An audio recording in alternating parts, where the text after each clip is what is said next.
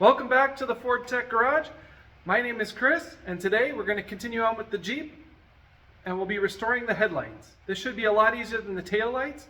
Really, we just need to clean up the housings, get some fresh paint on, put new harnesses in and new bulbs, mount them and align them. What could go wrong? Let's dive in and start with the sandblaster.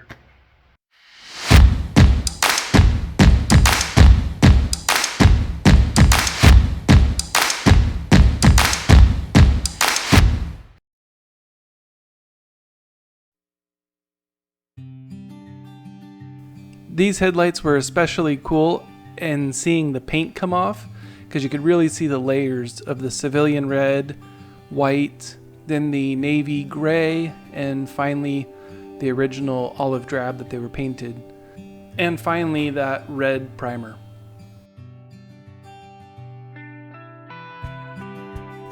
Next, it was time to get out my zinc plating kit. This is the recipe I used. You can find that pretty easily Googling it. So we'll go ahead and mix up all of the ingredients that we need for this. And the main goal for what we're zinc plating is I wanted to zinc plate the headlight mounting bolt, because I'm going to sandblast it down and I want it to still conduct electricity. I've done a little bit of zinc plating on some of the other parts on the Jeep that I didn't necessarily want to paint, and maybe they're not going to be seen. My zinc plating it works, but I don't really get the best finish like you'll see some guys get on YouTube, so take this for what it's worth. I don't think it's entirely the best recipe. Alright, we've got the headlight bucket. It's all painted up, and I just need to sand off some of that paint for better ground connections. The first ground connection is going to be right inside the headlight there. That's where the bulb grounds. And then that ground will transfer through the mounting bolt. So where the mounting bolt touches inside of this headlight assembly needs to also be sanded down for good metal contact. And there's our zinc plated bolt that we're going to use to hold the headlight bucket to the mounting arm. And we'll just get that temporarily mounted, and I leave it finger loose until I get it adjusted inside the actual Jeep.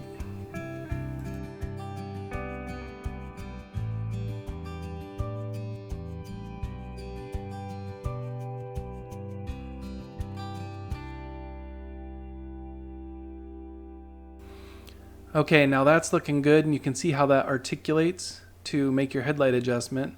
Now it's time to clip in the bulb. I just went ahead and ordered some brand new 12-volt bulbs from Willy's and get the retaining ring slid on here and mounted up. And then I start noticing something is wrong, because that headlight doesn't fit in there tightly. But I go ahead and tighten it up just to see if I can figure it out, but no, it's definitely loose in there. And I checked and rechecked the diagrams, but couldn't figure it out. So I decided to go ahead and 3D print a little gasket spacer thing that would take up that extra slop in between the headlight. And this is printed in TPU. I thought that would give it a little bit of a flexible vibration, a little softer mounting. So I printed that up and then reevaluated how that mounts. It took a couple of tries to get the right thickness and the right size, but those black ones are the ones that ended up finally being the right size. So we'll go ahead and assemble them with that. So now we're reassembling again. We've got our little gasket spacer 3D printed thing, and then we'll put the headlight in, the ring goes on, and then I had to buy some new screws to hold the rings together, but we'll tighten that up, and that'll make this side done. And with the pieces already printed, the other side went a lot faster putting it back together. So I just clean up those grounds again and then complete assembling that. One other thing I'll say about these headlights is I did get them from Kaiser Willys, and I know that Kaiser Willys stuff usually doesn't fit very well. So if I maybe had spent a little more on 12 volt bulbs from Ron Fitzpatrick, I maybe wouldn't have had this problem. So your mileage may vary, but just so you know, that's what I experienced. And now it was time to get them mounted up. And once again, I just need to sand the paint off of the grill where those grounds are going to connect. It's just so important to make sure that all these grounds are clean for this ground wire, because if you don't clean that, you're going to start thinking you have electrical gremlins, and all it really is a bad ground. Now the headlight bracket is going to mount underneath that grill, and we're just going to go ahead and bolt that in. And the other bolt is where that ground wire will connect, and that's why we needed to sand that. And now I'm just going to go ahead and mount that quick release bracket, and that's going to make it easier to get this ground wire screwed into the bracket. Now that wire is providing the ground to bypass the hinge. That's a really good idea that they had back then. And after that, we're just going to basically repeat the process on the other side.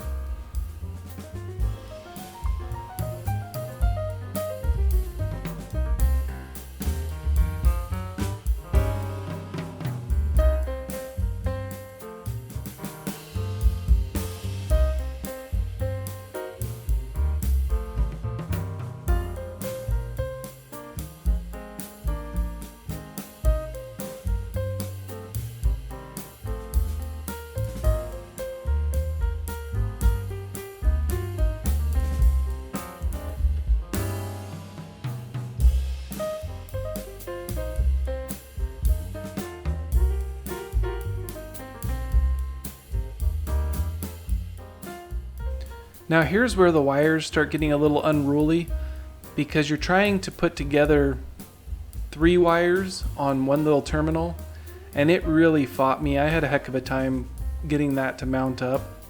Your mileage may vary, but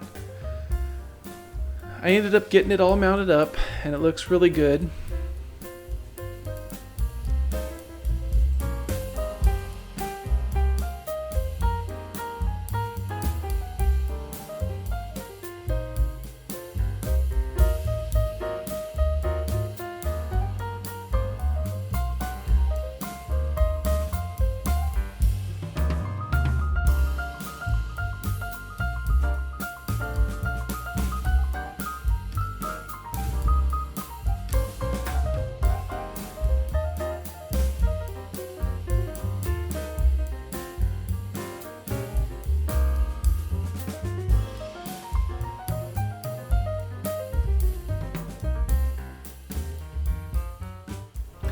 And now we need to use our wire harness retainer kit, and we're going to go ahead and mount that wire down to that grill, and that's really just going to put the finishing final touches on the front harness. And I think after the headlights I'll be pretty much done with the front harness. Then the two get kind of butterflied together with 2 retainers, and that's going to do it for the headlights.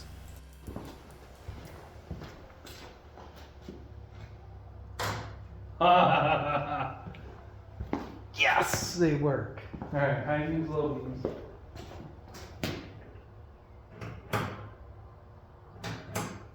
High. Nice. Now to align these headlights, it's pretty straightforward. You're just going to measure the height of the center of the bulb, and then you're going to measure the width, and we're going to translate those measurements to the garage door. And I just stick a little piece of masking tape down right where I want the center of those beams to be, and then just go ahead and tweak them until you get them. I like them just slightly below the center. That way they're kind of pointing down, and they won't end up in oncoming traffic right in their eyeballs.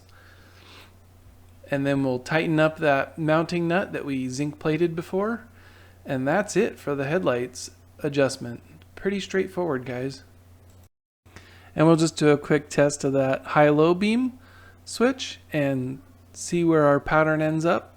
And to me, everything looks good. Okay. Oh no, there's a problem with the carburetor. If only the government had given us a way to work on the carburetor in the middle of the night when we can't see. Ah. How's that? Oh no, there's something wrong with the ignition. If only Ford Motor Company had been so ingenious to think of a way that we could work on the engine at night. Ah. Ah. It's perfect. Now we can work on the engine at night. Thank you, Ford Motor Company. Well, that was a very fun project to do, and it's just awesome to see those headlights all lit up like that. So that's one more step in tidying up the rest of the wiring in the Jeep. I still don't have the blackout headlight. That's something I'm gonna have to source the whole thing. It's completely missing from this Jeep, and then I can add in that wiring and get that all set up. So anyways, I hope you enjoyed this video. If you enjoyed this video, give me a like and make sure to subscribe to the channel so you can always follow along with the rest of the project. As you probably noticed from the intro, the Jeep is running now, but I've got a few more videos to show before I show firing it up. So make sure to keep watching because you never know what's coming up next in the Ford Tech Garage.